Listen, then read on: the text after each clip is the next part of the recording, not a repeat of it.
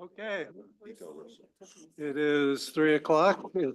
I'm calling the Board of Directors meeting to order. First one for the year, January 2nd, 2025. I'll have trouble with the 2025 for a few months. Clerk, can you call a roll call, please? Councilmember Daughtry. I'm present. Thank you. Mayor Frizzell. Present. Thank you. Mayor Marine. Here. Councilmember Mead. Councilmember Merrill. Here. Thank you. Mayor Nearing. Here, thank you. Labor Representative Norton. Here, thank you. Councilmember Peterson. Okay. Mayor Roberts. I'm here, thank you. Thank you. Councilmember Schweddy. Present. Thank you. Chair, we have a quorum of board members. For board alternates, we have Councilmember Fulcher online, I see, Mayor Matsumoto Wright, and we have Councilmember Gallagher in attendance in the room. And that concludes roll. Okay, thank you. We'll move on to public comment. Each speaker has 3 minutes to provide comments. In room, the chair will call on those scheduled to speak at the podium, and the chair will call on those to speak on Zoom. Do we have anyone in the room that would like to speak? Seeing no one, we'll move on to Zoom, and we do have one individual signed up on Zoom to speak this afternoon. Mr. Baldwin? Chair Merrill, we were expecting him, but not seeing that he's joined yet.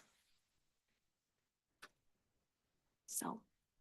Okay, we will move on, and then if he joins, we can swing back and pick that up. Today we have a presentation employee reward, Chairman CEO Elgin Fritz. Thank you. Happy New Year, everybody. If I could ask Reza to join me up at the podium, that'd be great.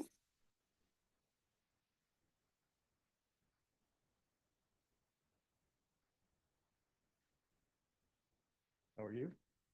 Good to see you again. Welcome, welcome.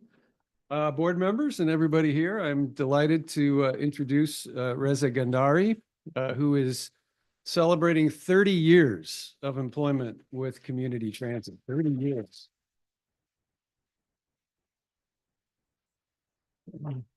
And I'm so glad that he came here to celebrate with us today. He's one of our best employees. He's been here, as I said, for 30 years, and he's accomplished much during that time. He is a friend to all in the Coach Operator Lounge. He has spent many of his years here at Community Transit as a extra board driver, which is the group of drivers who cover work that isn't able to be performed by the scheduled employee due to illness or vacation. So he's one of those extra special players who is ready at any moment, usually in the afternoons and evenings, to jump in and make sure those critical evening trips get taken. He's participated in our STEP program for our very highest performing drivers. He loves to represent our agency outside the organization with kids and adults. He's proud of Community Transit, and his work on behalf of the agency out in the community shows that. He's a high performer. He's a million-mile driver, and he's received 9 commendations over the period of his tenure here, both from peers and customers alike. So we've been very fortunate to have him. On the personal side, he's been happily married for 45 years and has a big family. He's got a daughter who is a dentist, and a son who's an attorney and works for the U.S. Army Judge Advocate General and holds the rank of captain. He also lost a son in a car accident many years ago. He's got an amazing personal story to tell about his journey from Iran to the United States back during the Islamic Revolution. If you ask him about it, he'll gladly tell you. It's probably a story best done justice by him, but it is an amazing story of bravery and heroism and patriotism as well. So I want to congratulate Reza for his 30 years of work here. I had an opportunity to ride the new 117 with him a couple of weeks back, and that was fun too. But he's always there in the coach operator lounge over at Hardison Road, dispensing advice and wisdom, engaging in friendly conversation, and just being a great presence there for all of our employees. So again, Reza, congratulations.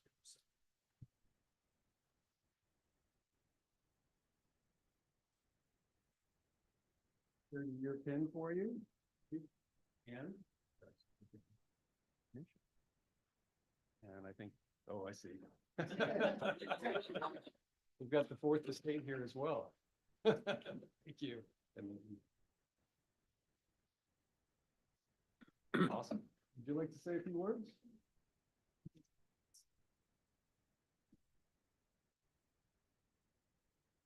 Thank you, Rick, to invite me to the board meeting. Is so happy to be here. And first of all, I would say Happy New Year to everyone. I hope the way we are going towards the future of community transit, we go faster and faster, and everything changes. When I started working for community transit in 1994, it was not luxury like that. It was just a small container. We used to live in the other base, and my classes started with 65 people, and I end up just be only one to left off of that. So I have a planning maybe this year or next year to be retired. About the personal life, I used to be a Navy pilot in Iranian Navy, and I trained United States Navy back in 1972 to become a helicopter pilot and fixed-wing pilot. And unfortunately, the revolution took place in Iran, and the Shah of Iran was fled, and the government we got was not my favorite. Involved in the war between Iran and Iraq, we were 91 pilots in search and rescue squadron. And off of those people, maybe about 7 or 8 of us was left. I lost quite a bit of friends during the war. So in one of the flight I was doing the search and rescue over the Persian Gulf, we pick up one of the pilot was ejected from the airplane. We pick him up, and I decided not to back to Iran anymore. So I end up flying to Saudi Arabia, and I request for political asylum over there. They didn't give it to me. It's a long journey. I flew all the way to the Egypt, and I got the political asylum from the United States over there. And I came to United States, worked for Boeing for a while, worked for post office, working for an insurance agent, and finally started working for community transit. And I went through lots of upside down in my personal life and my life, but everything just going on, and I'm so glad community transit is getting better and better. Lots of drivers, when they see the new building, when they come, they're so happy, and they telling me, for the other people, because I'm report operator, I do all kinds of stuff. They tell me how we can refer the other people to come to community transit. I told them there's a form you have to fill up and just give it to HR and the others. So I'm glad to be here, and I'm not going to be around that much. So I started with black hair and ended up with white hair. So, I'm happy. Thank you very much, everyone.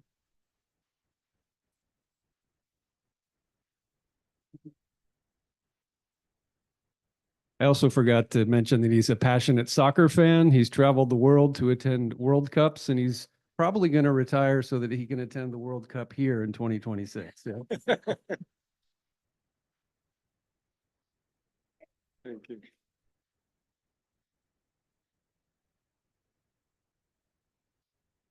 Okay. Thank you. Mhm.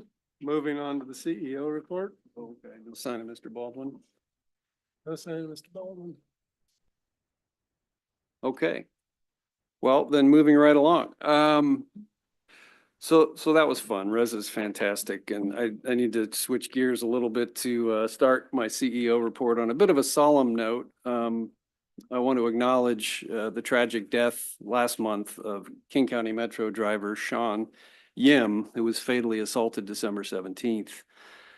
When something like that happens, it affects everybody in the public transit industry.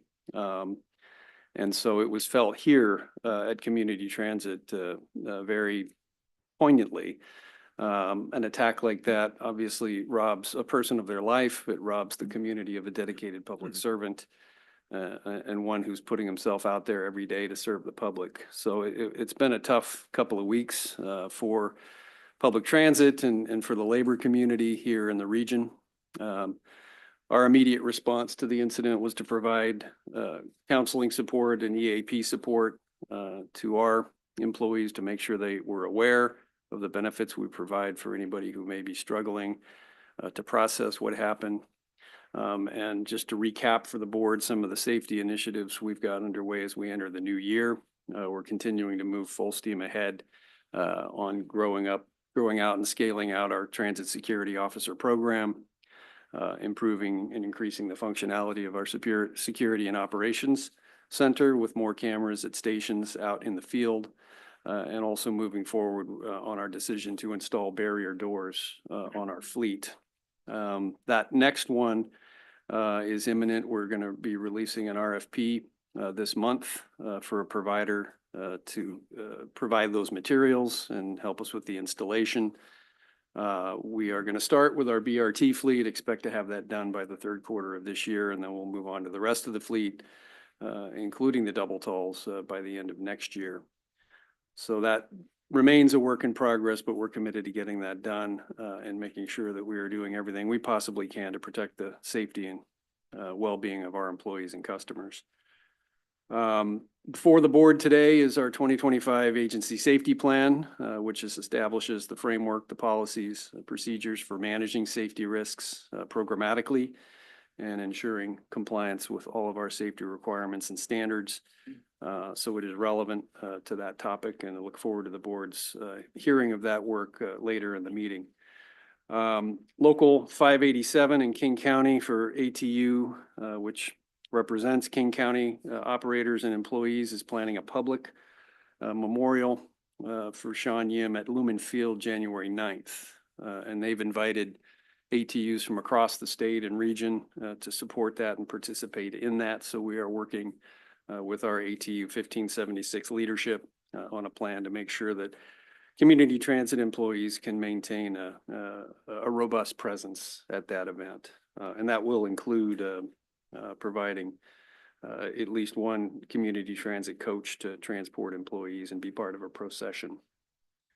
So anyway, that happened. It affects us all. We will continue to support our employees dealing with that crisis and also with our programmatic strategies to secure the field and the service in the field. So moving on, I wanted to flag a couple of items for the board to know that we're engaged with a few of our partners. I was fortunate to have a meeting earlier this week with Mayor Cassie Franklin of Everett to discuss our ongoing partnership. As you may know, we have an agreement with the city of Everett in which they participate financially in the operation of the Blue Line, which serves the city of Everett, and that agreement is up for renewal. You may recall that we extended it 2 years ago, at the time that we were engaged in the consolidation study with the city of Everett. We didn't know at the time where that consolidation conversation was going to go, so we extended it for 2 years to give time for that process to play out. The mayor and I agreed that we would suggest an additional 1-year extension to the city council and to this board to give ourselves time to take a longer look at all the components of that agreement and negotiate an updated agreement by the end of 2025. So the agreement as it exists today will remain in effect through 2025. We'll ask the board to affirm that at our March meeting. And then we'll use this year to have a deeper conversation with the city of Everett about our overall partnership. City of Montlake Terrace, we continue working with the city, with WashDOT, and with Sound Transit on securing a final resolution of our ability to use the new bus stops beneath the Montlake Terrace light rail station. There continues to be some questions about that and whose decision it is, given the confluence of Sound Transit facilities, WashDOT right-of-way, and city traffic authority. So we're proposing to host a site visit with all 4 agencies to look at site conditions on the ground and try to get a resolution there as soon as we can. The city staff continue to prefer that we use the old stops, even while we're using the new stops today. So we thought we had that resolved at the time that light rail service opened last fall. I just want the board to be aware that the questions continue to be discussed and debated, and then we don't quite have final resolution yet. I'm not asking the board to do anything right now. I just want to make you aware of it because it's sort of the last loose end on the activation of light rail last fall. You'll recall that we launched the new Zip service in Lake Stevens, Darrington, and Arlington, and the first couple of weeks have seen a gradual buildup of ridership and passengers. It's a soft launch, so we expected a slow start and a gradual increase, and that's exactly what we're seeing. As of the end of the year, we had 437 downloads of the app, 336 completed trips in all zones. You'll see in my report how that's distributed between the 3 cities. So far, people like what they're seeing. We've got an average wait time of 8 minutes, an average trip time of 11 minutes, and we're getting an average of 4.9 to 5-star ratings on the app. So more to come there, but things are off and running and going well so far. I would also note that our new vendor, VIA, is collaborating with our original vendor, MedStar, in the Alderwood area in Linwood, and the handoff for VIA to take over is February 1st of this year, and that coordination is going well. A couple other things just to flag. We hosted a meeting of regional transit agencies in December with the Pacific Northwest Hydrogen Hub to discuss coordinating between the transit industry and the hydrogen production sector. And transit as a use case for hydrogen fuel cell vehicles. That provided an opportunity for transit agencies in Washington and Oregon to get together and sort of coordinate on their plans and share information about what they're looking at and present an industry level case to the hydrogen industry about what we could likely do if they show up and respond with opportunities to provide supplies. So that's going to be an ongoing conversation as the Hydrogen Hub program evolves. It's very clear that they're very interested in partnering with transit to essentially prove the technology going forward.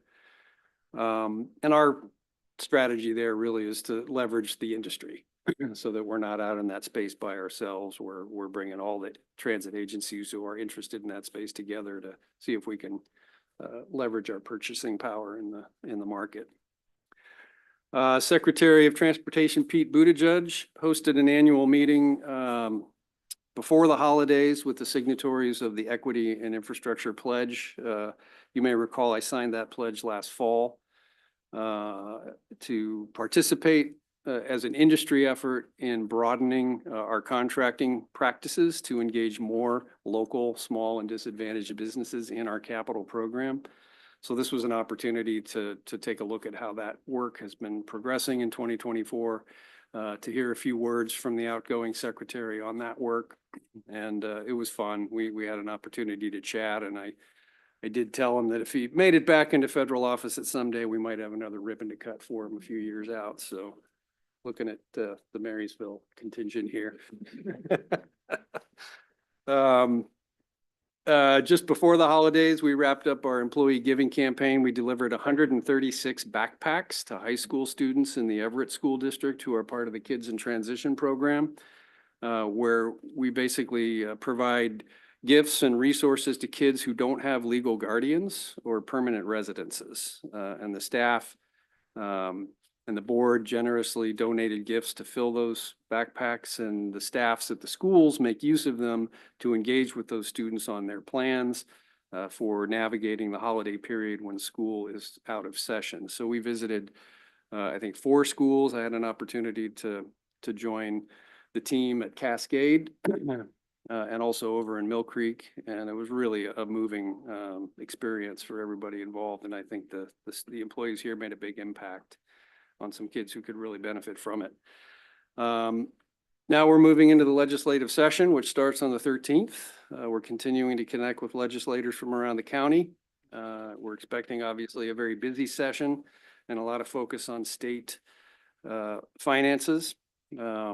We also have a board workshop scheduled on zero emissions on the 16th and also on microtransit. We'll have our federal lobbyists here to provide an overview and sort of a little bit of a crystal ball look at the federal transportation funding as we transition to a new administration. So that'll be an important discussion to have. Lastly, I just want to reflect one more time on the incredible year that 2024 was. It's always surprising when you see the calendar actually flip from one year to the next. But it has. And here we are in 2025. And we had a big year last year. We did a lot. We've celebrated that appropriately. I think we're really well positioned in 2025 to continue to build on the progress we made last year with the new network and with the capital program. We'll be adding service again in March and in September. So we're really excited about adapting the network further as we understand better our customers' needs. So with that, I will conclude my report and thank you. Thank you. Any questions for the CEO? Is Mr. Baldwin here? No, but I do have a message. He may be joining. He was having trouble finding the Zoom link, so. Okay, we'll go ahead and proceed then with the committee reports. Excuse me, the executive committee met, this is the executive committee report. The executive committee met on December 19th. Mayor Roberts, Councilmember Schwetti, and I attended. The CEO report, as was just shared, was shared in this meeting and have provided it here this afternoon. An executive session was held for labor negotiations update. Negotiations are underway with all bargaining units. And the next committee meeting is scheduled for January 16th at 11:30 a.m. The Finance Performance and Oversight Committee report, Mayor Roberts. Thank you. The Finance Performance and Oversight Committee met on Thursday, December 19th, 2024 in a Zoom format. Board members, Councilmember Schwetti, Mayor John Naring, and I attended.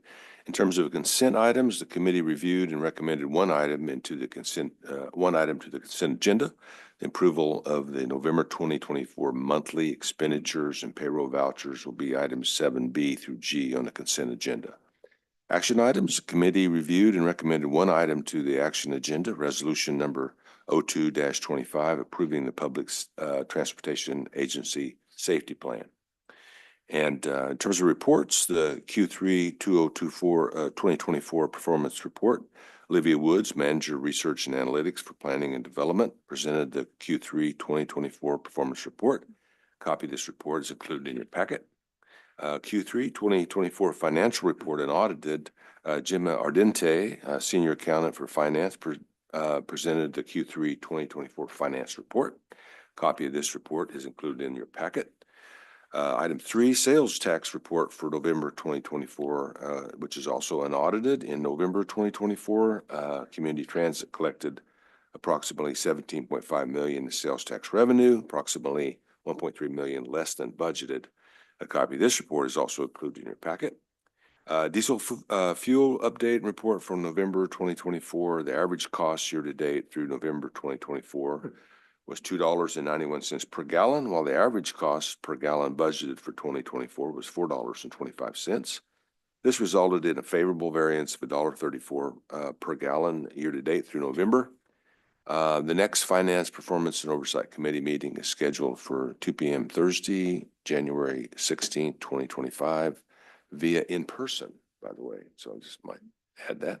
That concludes my report. Mayor Roberts. The Strategic Alignment and Capital Development Committee report, Councilmember Daughtry. Thank you, Chair Merrill. Strategic Alignment and Capital Development Committee meeting was held remotely over Zoom on December 18th at 2 o'clock. Meeting was attended by myself, Mayor Marine, Councilmember Peterson, and Labor Representative Lance Norton. The committee reviewed and forwarded 2 action items to today's agenda. Resolution 01-25, adopting the sustainability policy statement and administering the sustainability action plan. And number 2 would be the award of ITB 2025-005, purchase of van pool vehicles. The next meeting of the STAC Development Committee is scheduled for Wednesday, January 15th at 2 p.m. Thank you, Councilmember Daughtry. Is Mr. Baldwin? No? Okay. We'll move on to the consent items. Could I get a motion to approve the consent items? I move approval. Second? Second. All in favor? Aye. Aye. Any opposed? Thank you. The consent items are approved as written. Okay, on the action items, before us today is to approve resolution number 200225, the 2025 Public Transportation Safety Agency Safety Plan. Mr. Miller?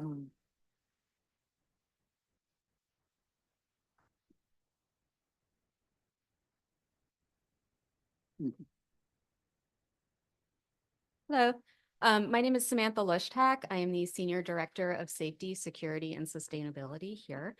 I want to be mindful of everybody's time, so I just want to introduce our safety analyst too here in the Safety Division, David Miller. He's going to present the agency safety plan. Thanks.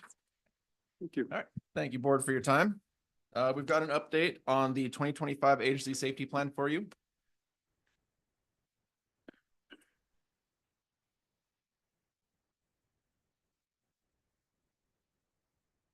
Maybe.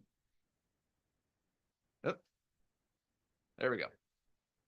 So we're going to go through what our agency safety plan is and our safety management systems, our defined roles and responsibilities within community transit, the updates and review cadence that we've established for this document, and we'll have time at the end for questions. So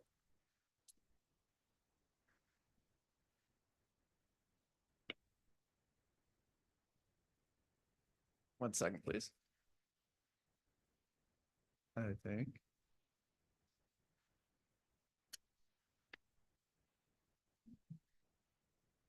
So what is an agency safety plan and a safety management system?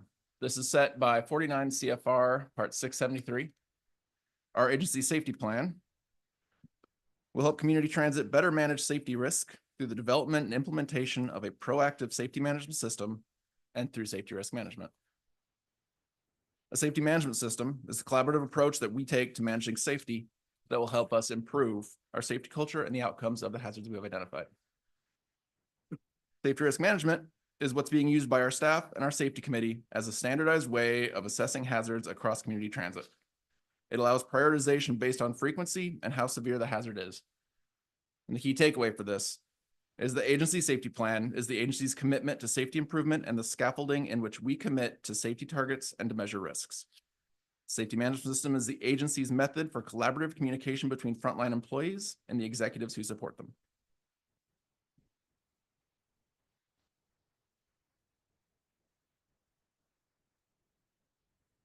So we have new requirements to track many additional safety features, including transit worker assaults. This is an excellent opportunity for us to make data-based decisions on how best to use resources that protect our most important asset, our employees. We've seen the changes include additional directives for how the safety committee is composed, how it functions, and what power it's given by charter. I'll go over that in more detail later in the presentation. The safety risk management, as I said, is the formal approach that we use to identify, assess, categorize, and control hazards based on the real potential outcomes that we see. And one of the most important changes to the safety committee is that it now has an active role in safety risk reduction programs that are directed at reducing our safety events and assaults using data and additional context that they're able to access.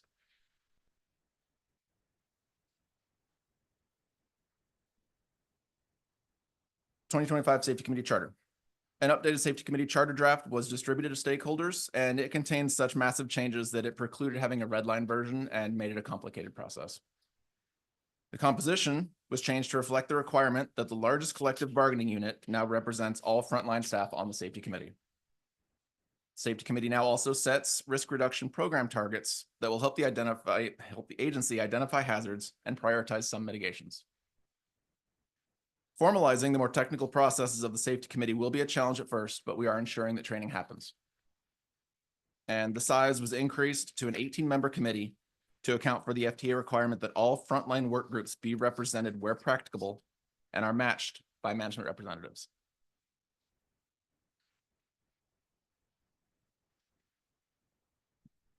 So the roles and responsibilities that we've defined within community transit, we have the board of directors. That's you. You're responsible for adoption of the agency safety plan and for authorizing Rick to execute the agency safety plan and supporting the ASP with needed resources. Our accountable executive, Rick Ilgenfritz, is responsible for effectively implementing the agency safety plan and to support and execute this plan. We have our executive leadership team who are responsible for the day-to-day implementation of the safety management systems. Our chief safety officer, Sam Lishtak, who's responsible for this document, technical advisement, and for all safety concerns agency-wide. Our safety committee is where the safety management systems and the agency safety plan meet. They're able to use subject matter experts to identify safety hazards and produce effective mitigations for them. And the ATU Local 1576, which is our plurality of workforce. So the ATU has the authority to work on behalf of all frontline employees, regardless of their union affiliation.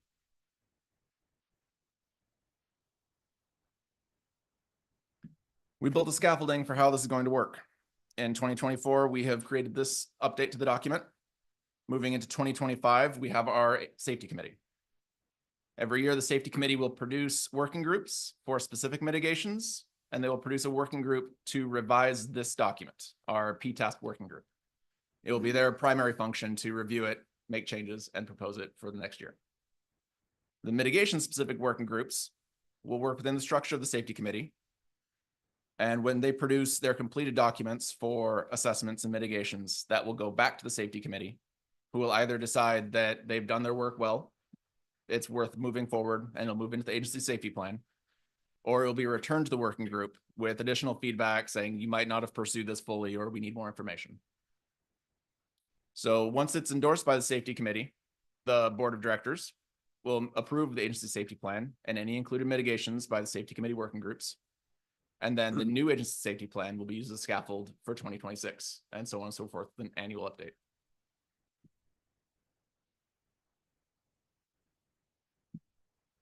This is the review cycle that we've established. We will not begin this until we have received our certified copy of our data that we have submitted to the National Transit Database. At that point, it's final, it's been reviewed, and we can work from it. The Q2 work begins with the safety committee determining our safety performance targets and working groups and developing projects for them. The Q2 work is aligned and integrated with all other project definitions, evaluations, prioritizations that feed our 2026 budget development. So when the leaders in collaboration and ELT are evaluating projects and priorities for 2026, they're expected to already have full awareness of the projects being developed within the safety committee environment. So we're not going to end up with any surprises budget-wise. The chief safety officer will meet with the ELT at a minimum of twice per year. So there is awareness at that level of what we're accomplishing within the safety committee. By September, the agency safety plan is presented to the safety committee as a whole. And if it is voted to approve, then it goes to the board of directors in Q4. Also in December, the accountable executive signs the agency safety plan for next year, and we start all over.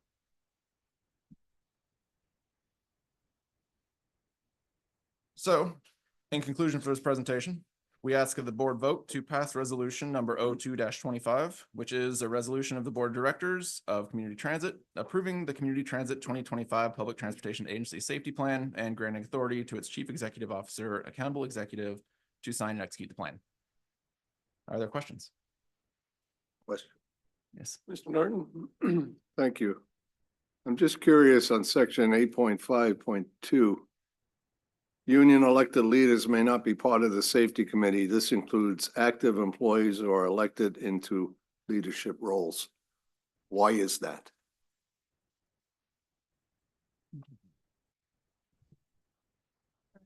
I'll take that one. That actually is something that we spoke to the union about afterward, and I do believe we have an old version in your hand. So we took that line out of the final plan. Well, thank you for your explanation. Perhaps you would give me, before I depart the scene here, the name of those union leaders that agreed with this? I'm saying that they did not agree. So Oh. that line got taken out, and I sincerely apologize. It sounds like there is a wrong draft in your hands right now. That was a last minute change. I could go on, but it's best as I've gotten older to know when to. Thank you for that. Other questions?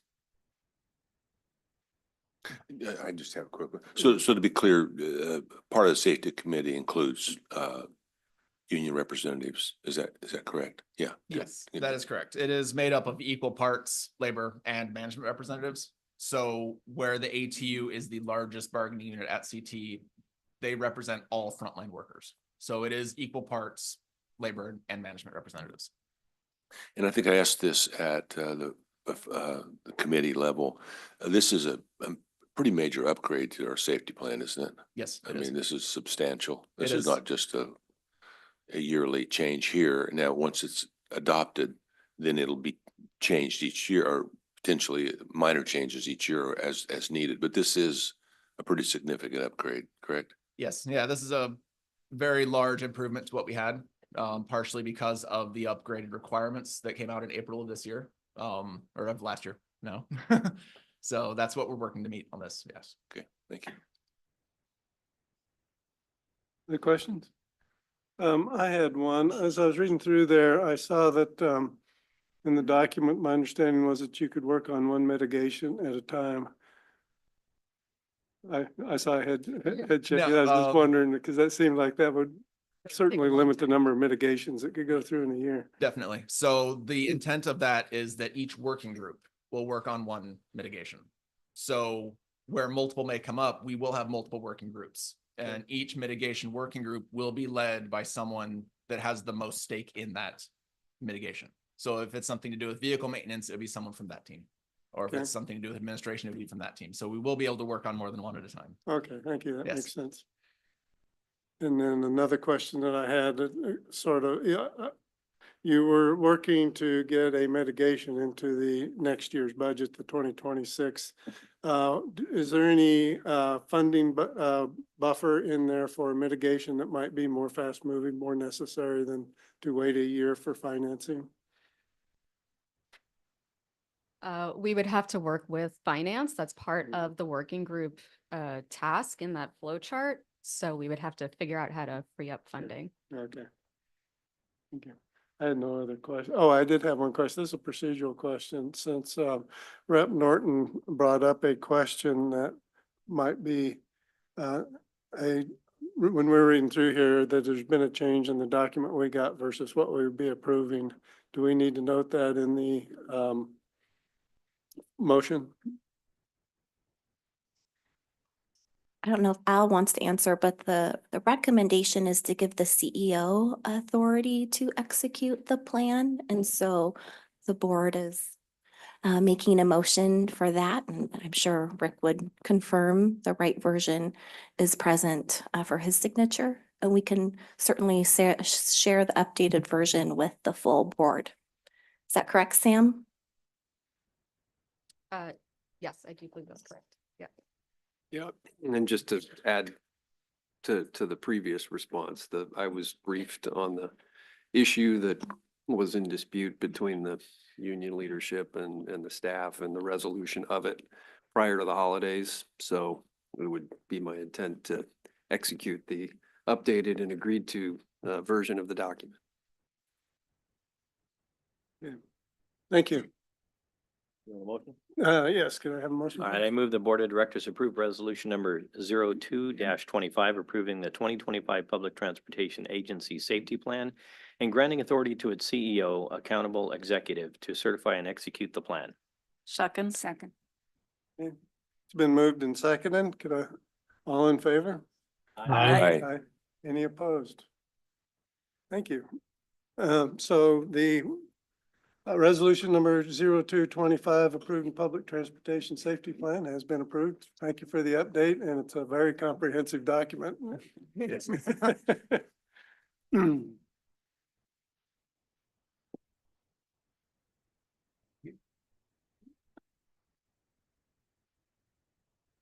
I'm still here.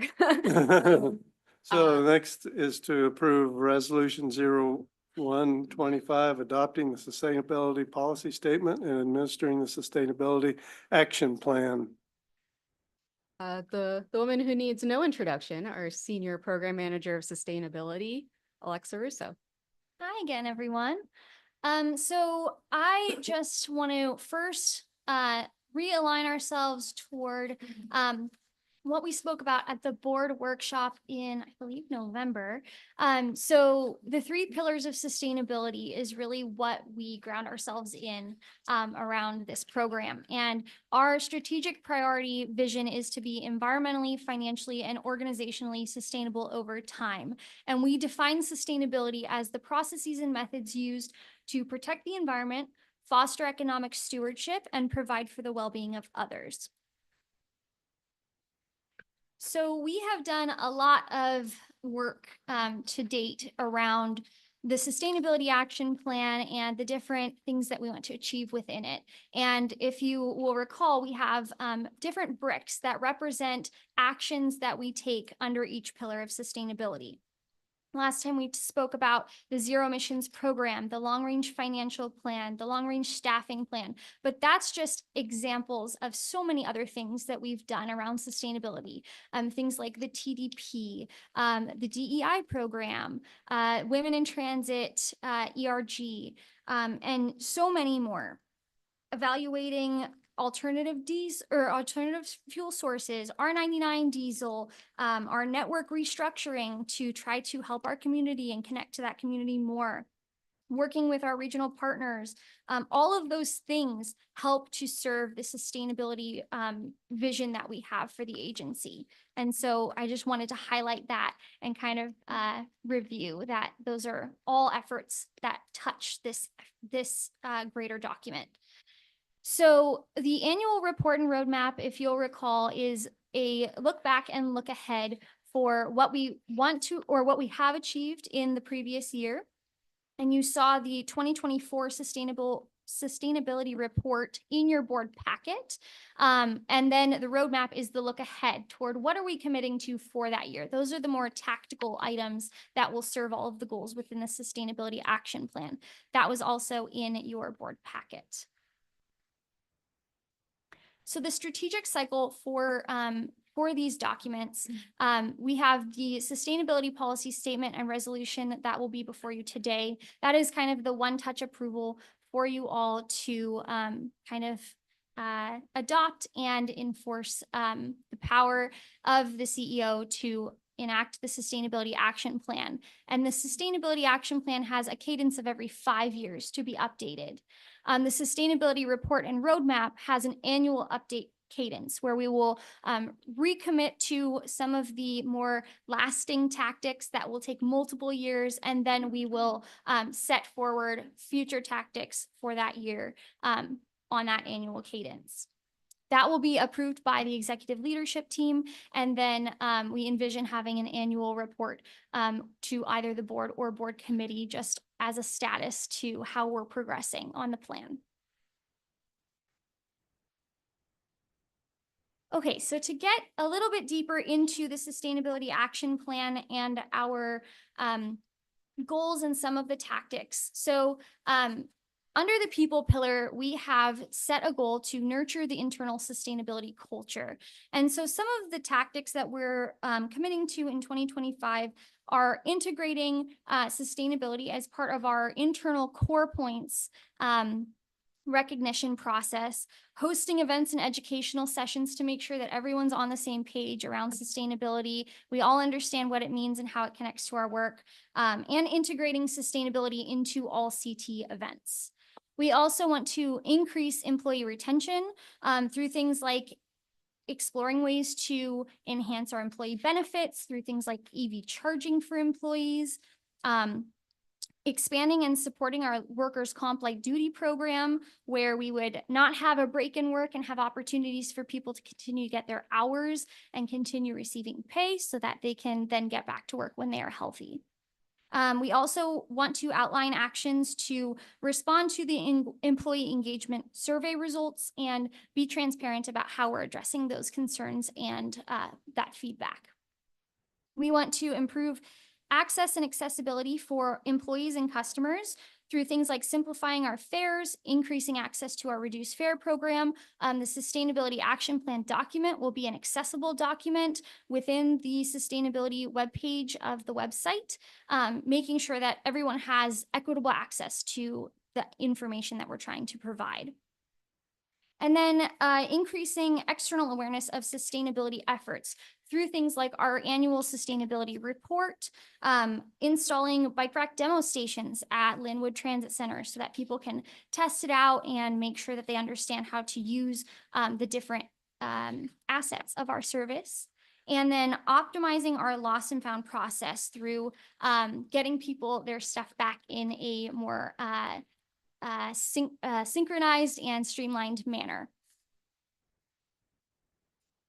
On the planet pillar, so we want to develop a greenhouse gas inventory to inform ongoing emission reductions efforts. And of course, the zero emission side-by-side bus pilot and training and driving and replacing all of our van pool vehicles, all of that is definitely in service to that goal. We also want to just determine our baselines and then create a strategy to reduce our emissions at our bases.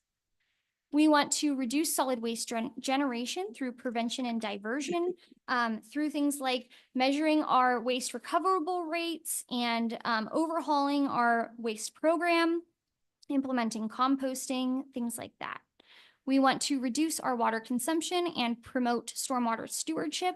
One tactic that we are considering is salmon safe certification, which ensures that our stormwater is safe when it gets to the storm drains and then eventually the Puget Sound and all of our water bodies that those drain into.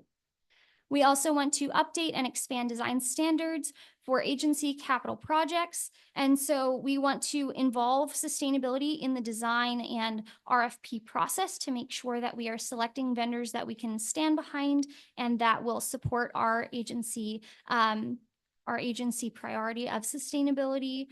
We also want to look at a path toward LEED certification of our buildings and create a product style guide for any capital projects that we have. Prosperity. So we want to improve community resilience through continuity of operations and emergency management efforts, through just creating a new process for those documents, prioritizing the procurement of sustainable goods and services by reviewing vendor contracts for alignment with the Sustainability Action Plan and the policy statement. We also want to develop a small business program. And then last but not least, attract and retain customers through increasing access to frequent and reliable service. So looking at improving stop site infrastructure for accessibility, safety, and comfort for our customers, looking at expanding service in populations with a high transit propensity, and then expand innovative service pilots as we have done this past year. So to conclude, we request that Resolution 01-25 be passed, stating that community transit will strive for innovation in implementing business practices focused on becoming more environmentally, financially, and organizationally sustainable.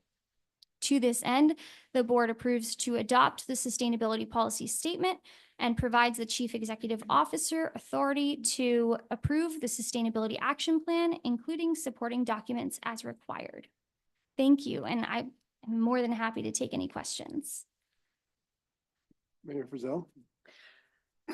This is an extremely lofty and organized goal that you have set. I'm excited about it. I think it's very attainable. I think it will take time, effort, and energy, but I think that we have the right people to make that happen. So it'll be fun to watch over the next number of years to see how we do at setting our own benchmarks and achieving them. So kudos. There's a lot to be done, and I can hardly wait to see it happen. Thank you very much. Thank you. Other questions? Okay, seeing none, we'll move on to a motion. Yeah, I recommend that the Board of Directors approve resolution number 0125, adopting the sustainability policy resolution and providing authority to the CEO to administer the sustainability action plan. Second. It's been moved and seconded. All in favor? Aye. Aye. Opposed?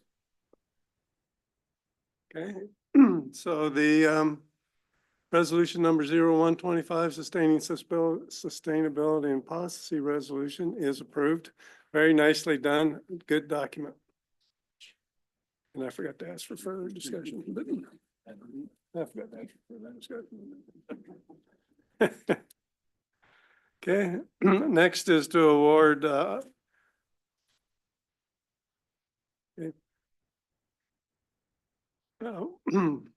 let's finish the action items and then we will go to Mr. Baldwin for public comments.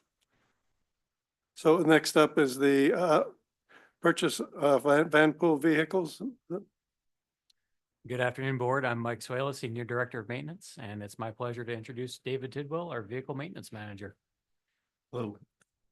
Good afternoon, everyone. First of all, I'd like to let the board know that this is Tim Day's work. He just happened to be on leave, and so I'm filling in for him. So I just don't want to take credit for something I didn't do. Our van pool program currently provides 278 reliable, comfortable vehicles for groups of customers wishing to carpool, taking between 1,000 and 2,200 cars off the road per day in the Puget Sound area. Our customers save time by using HOV lanes. They save money on gas and tolls, and they always have a guaranteed ride home. Through a partnership between the van pool and vehicle maintenance folks, we provide vehicle maintenance, preventative maintenance, and roadside response whenever needed. This partnership is part of the vehicle selection process as well. As early as 2016, the Community Transit Van Pool Program has used focus groups to inform major buying decisions, responding to what van pool customers are looking for in a vehicle. Has increased the growth of the program by meeting customer expectations in vehicle comforts and drivability. In a 2018 focus group, the Toyota Sienna was selected as a top choice among a diverse array of participants. Since that time, our current customers have confirmed that they enjoy the comfortable interiors and the reliability of this vehicle. Our vehicle maintenance department has also found that these vehicles are very good quality with less issues found during normal inspections, and better parts availability and faster warranty response from the manufacturer. Sustainability also being a focal point of our decision-making process, the Toyota Sienna is now offered with a hybrid powertrain option. Actually, it's not an option, it's the only way they come. Sorry. It blends reliability and sustainability into one vehicle all customer groups can use. Sorry, this looks longer than it really is. I'm from Oklahoma originally. We usually talk slower. We'll talk after. Nearly every van pool asset lives a second life after completing its van pool service.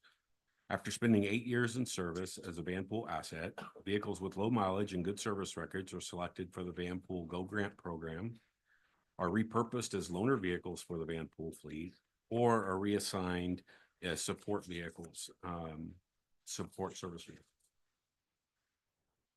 As of this morning, I was unable to confirm specific numbers for the Van Go program's needs. However, we make every effort to support programs of this type that directly support our communities. As part of the vehicle rotation planning effort, many of these vehicles are assigned to the Transportation Department as relief vehicles. Other vans are reassigned throughout our agency in departments such as customer relations, information technology, safety, security, and sustainability, and our training department. These reassignments assure that vehicles reach their useful life benchmark of 25 years or 100,000 miles before being retired for surplus or liquidation. I truly hope we don't see any on the road for 25 years, but that's just my opinion. This year, the van pool plans to expand the fleet with 40 additional 7-passenger vans. With more than 40 groups on the current waiting list, this expansion is equivalent to nearly 300 vehicle net reduction from our public roadways, further reducing traffic and our carbon footprint. We are excited as a fleet organization to support this expansion. Today's ask is for approval to procure 50 replacement pool vans and 40 additional vans for expansion as the demand for van pool service continues to grow. At this time, we are recommending the Board of Directors authorize the Chief Executive Officer to purchase 90 Toyota Sienna hybrid vans or equivalent vehicles using the Washington State Vehicle Contract 05916 under procurement number 2025-005 for an amount not to exceed $4,014,000 from Toyota of Yakima or another contractor on the Washington State Vehicle Contract based on availability. And that is it. I'm happy to answer any questions I can. Yeah, I have a Okay. question. I was really surprised to see Yakima even mentioned. And so I guess my big question is, if we were to go with them, what would that cost us to transport 90 vehicles over the mountains? It's a great question, and I don't personally have an answer. My understanding with the Washington State contract is that they are on the hook for the transportation. So that's included in the bid price, but we can confirm that with our procurement division. Okay, and there's no one in the Everett area that would give us or that's with the same thing? The Washington State contract is put out to everybody in Washington State, and then they award based on best prices. And so to get a closer dealer, we would have to go through our own procurement process and release our own, invitation to bid or RFP. So that this one kind of opens it up. The Toyota of Yakima is the current provider on the Washington State contract, but if that changes, this gives us the flexibility to get somebody closer. Okay, thank you. Other questions? So I had a question. So not to beat that, you're from Oklahoma, so am I, so we'll talk after the meeting, but. All right. Not to beat a dead horse, as we're gonna talk about. I'm familiar. So in terms of negotiation, is there, it's just, 90 vehicles, that's not three. I mean, that's quite a few rigs. So we just take the contract pretty much that the state is already, the Yeah. state contract's already been negotiated, the price, is that the way that works? Yeah, and they don't necessarily give us a discount for volume. It's a negotiated price at the time of the contract. So that's essentially done through their fleet services, and it's just, 90 vehicles is quite a few. Second question I have, being kind of a Toyota person myself, 100,000 miles, on a Toyota product, you're just really beginning to get broke in. Is that far enough down the odometer to, it doesn't seem like that's very far to me to, I like to have one of those vehicles when you're done with them. Yeah. It's hard to say. It depends on, the way it's used, the way it's, driven, where it's driven, those sorts of things. It's something that through our fleet analytics, we continue to look at. Yeah. Is our life expectancy and what it should be or shouldn't be. So there's, if we find out these, at 80,000 miles, they are just in perfect condition, then that would be a conversation we would have about maybe extending the life cycle. Yeah, okay. Yeah, thank you. Mayor Frizell? I was also ready to ask a question about Yakima in terms of sales tax. Do we pay sales tax on these vehicles? Or is that part of the state contract? I I know don't, DART is exempt, but I don't remember on van pool. all right, because, I was gonna work something out with the Linwood Toyota. We would love that. We would love that, honestly. I And- do not want to spend money anywhere but right here in this county, but, I understand. Are we taking? They are tax exempt, ma'am. All right, well, we'll let it be then. Are we taking delivery of all 90 at one time, or is this over a multi-year period? well, it's 1 year. 1 year, we're gonna bring 90 in and, okay. Our automotive shop is going to be very busy. But hopefully the maintenance shop will not be. Exactly, exactly. I had a similar question if you were gonna try, who has 90 vans sitting, white ones? They gotta be white as well, right? But, so yeah, that makes sense. It'd be a little bit over time. Are there 7 passenger vans? Are they typically, do we tend to run 7? Are they full most of the time? Because you're adding more because of the need. Correct. So is it the fact that they're full, or we're doing other locations? A little bit of both. As you probably know, there's a requirement of a minimum of 3 people for a van pool. But the That should be a numbers. that I- carpool at that point, but anyway, that's it, with 3. I agree. Yeah. The numbers that I calculated on the vehicles removed from the road per day is based on 5. So that number could be extended if they are 7. Before I started working for community transit, I worked for the city of Bellevue, and I didn't know anything about community transit other than there were a lot of vans sitting in our parking lot, and they were typically almost always full. So I don't have numbers to support how full they are, but it is something I would love to get. Molly? Molly? Molly knows. Was the question how Oh, full? Well, because there's 7 passenger vans, are we filling them to capacity and that's why we're adding to the fleet, or are we doing different runs? So as far as an individual van, they're called 7 passenger. They do not fit 7 passengers, 7 adults. Yeah. As you know, many vans are mostly for families, so they do not fit 7. I typically call them 5 passenger vans. In reality, I don't remember the average right now, what we're averaging within each individual van. I can say we have a huge wait list of people wanting to get vans. And with the new year with Amazon, having everybody come back to work, we have a huge demand for van pool that we cannot fill right now.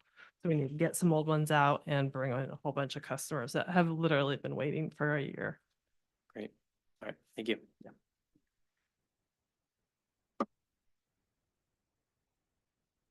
Any other questions?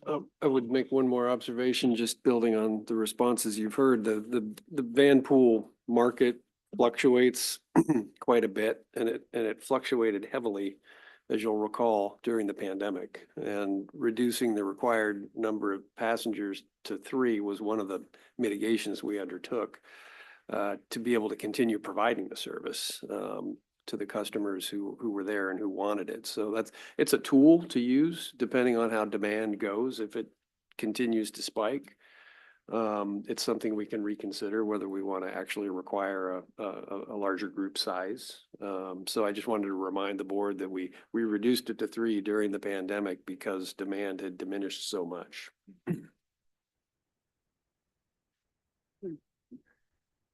I had, excuse me. I just Norm? wanted to make one comment. It's kind of like bragging, but outside I have a 2008 Toyota Camry, and it is approaching 385,000 miles on it. It's one family owned, and I love bragging about it. I mean, yeah, let me see that and get pushed the odometer to show. And honest to God, I just love the car. So when I go, I'm taking it with me, okay? Thank you for your information. Any other questions?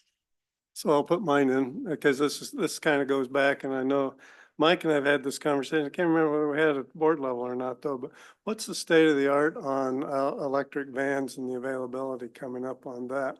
These things last 8 years and that's a long time in the current evolution of vehicles. There's not much available on the market right now.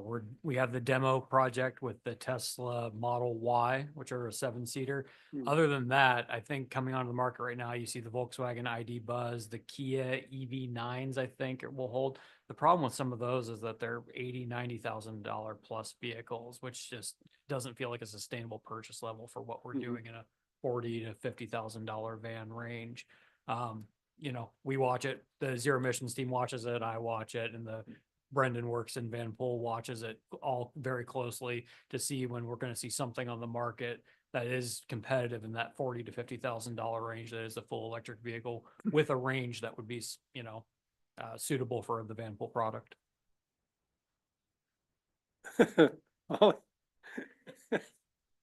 To add to what Mike's saying, we also created a process in procurement that we can sell our vans. We went through that with COVID. So if we do see some great things hit the market, we can sell our vans in a way that actually can generate money out of it and buy the ones that are coming up.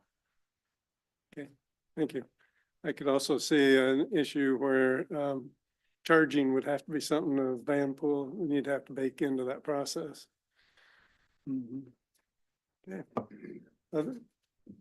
Any other questions? Can I get a motion? I'll move approval of awarding ITB 2025-005. Second? Second. Okay, all in favor? Oh, excuse me. Further discussion? Seeing none, all in favor? Aye. Any opposed? Okay, fully approved. Thank you very much. Thank you. I look forward to that chat after. Oh, yeah. Okay, we're going to swing back to public comment. We now have Mr. Baldwin on the Zoom.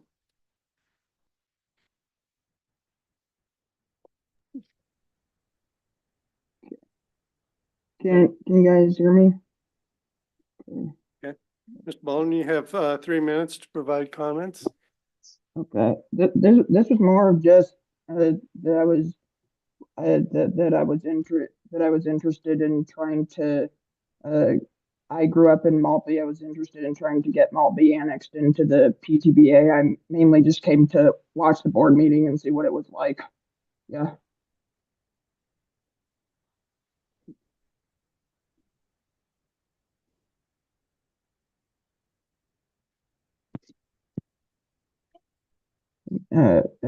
I also did want I also did want to suggest getting I haven't as a UW-Bothell alumni, I did want to suggest getting practice bike racks at the UW-Bothell campus. That's all I have. Okay. Thank you, Mr. Baldwin.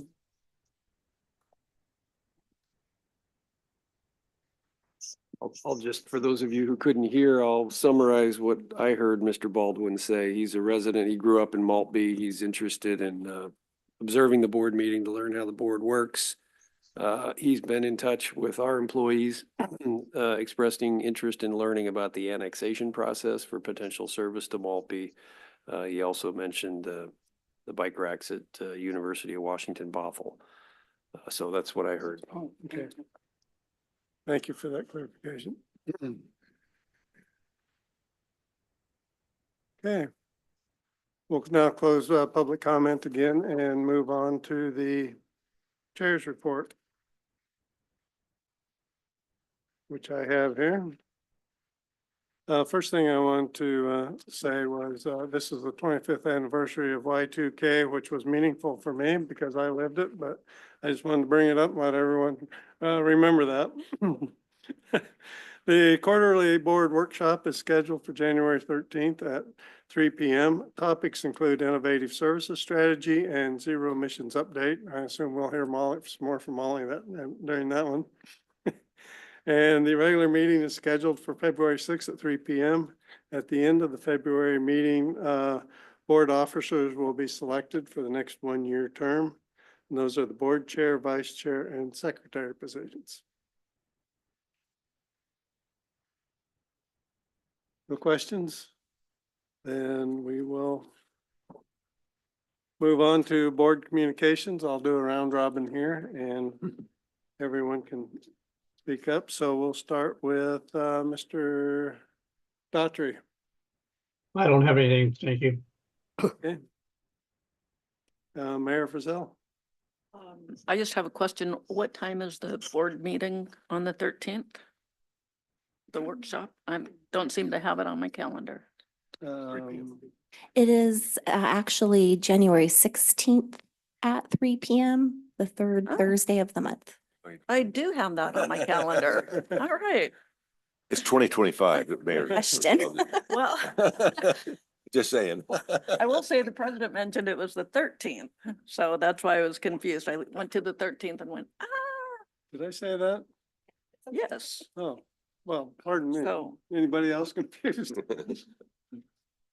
all right, thank you very much. The only thing I have to say is things are working on most all cylinders coming out of Linwood with light rail, and we continue to have asks for more parking spaces. But once again, ride the bus. If you need help, I know a guy. Mayor Marine. I'll just say, it seemed like 2024 went fast. Looking forward to a good 2025. And just, yeah, looking forward to a good 25 here at CT. Mayor Nang. Happy New Year to the board and just great 2024 working with staff and all the great employees here at Community Transit. And Rick, thanks for your leadership. And it's always a pleasure to work with our fellow board members. So look forward to a great 2025. Thanks. Good. Rep Norton. I think I overtalked today, but I'd like to extend to everyone in this room best wishes for a healthy and happy 2025. Thank you.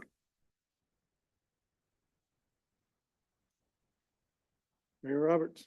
Well, I always enjoy the service awards, but I think I could have listened to Reza talk for a couple hours. I mean, it is a very interesting life and you know, to have that kind of employee around, I think we ought to just have some board resolution that he can never retire. He has to just would have to stay here.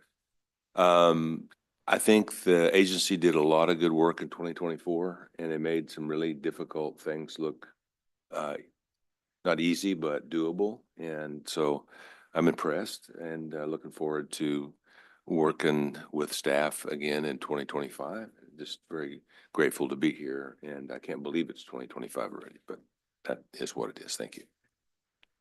Councilmember Schwetti. Just one quick thought, guys. The same day we have the executive committee, then we have the finance meeting, then we have the board meeting, and then SCC has their meeting that night. That are the elections. So that's going to be a busy day for us. Could we throw the strategic alignment committee meeting in? No. Okay, we will, let's move on to the board alternates. Councilmember Fulcher was on earlier. I don't see her on now. Mayor Matsumoto, right? Yes, I just wanted to just mention this, even though it's not really a community transit thing, but it is a wayfinding in the Linwood Transit Center. I've had several people say that they've parked at the Linwood Transit Center and then couldn't find how to get to light rail. There are no signs. So I'm going to mention it here, and I'm going to mention it at a Sound Transit meeting and a Metro thing too. But anyways, I can't believe we have light rail to our Mount Lake Terrace and to Linwood, and I'm just so excited, and all the other changes that are happening with it. I apologize for our city being one of the hiccups with our transit system, but I think we can get that worked out.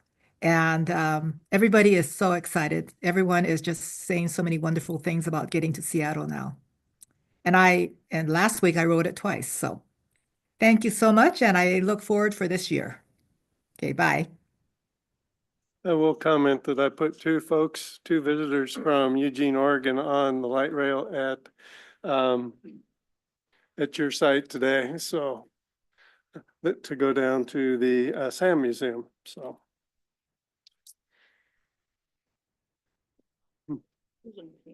Yeah, I see that too.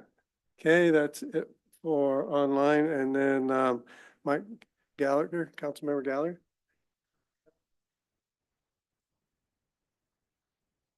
Okay. And Councilmember Payne. Ditto. Okay, that's it for board communications, I believe. That we have no executive session for today. Any other business that wants to come forward? Seeing none, we will adjourn. Thank you. Thank you. One more.